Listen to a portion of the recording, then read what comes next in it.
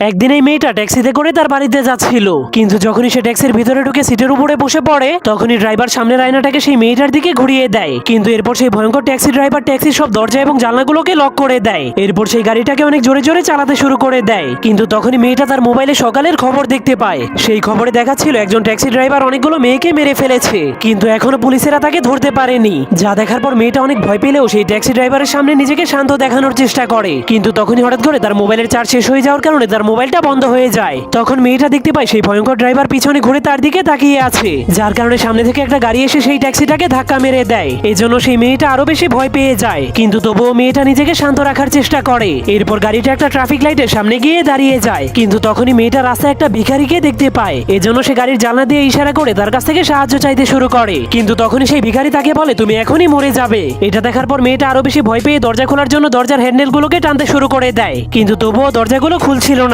এজন্য মেয়েটা নিজের জীবন বাঁচানোর জন্য ছাতা দিয়ে সেই ড্রাইভারের মাথায় মারতে শুরু করে দেয়, যার কারণে সেই গাড়িটা অ্যাক্সিডেন্ট হয়ে যাওয়ার কারণে ড্রাইভার মরে যায়। কিন্তু মেয়েটা নিজের জীবন বাঁচিয়ে গাড়ি থেকে বের হয়ে যায়। এরপর মেয়েটা টিভির খবরে দেখতে পায় আরেকজন ট্যাক্সি ড্রাইভারকে ছাতা দিয়ে পিটিয়ে মেরে ফেলা হয়েছে। যা দেখার পর আমরা বুঝতে পারি এই মেয়েটাই হলো একজন সিরিয়াল কিলার, কারণ সে রাতের অন্ধকারে তার ছাতার মাধ্যমে ট্যাক্সি ড্রাইভারদেরকে মেরে ফেলতো।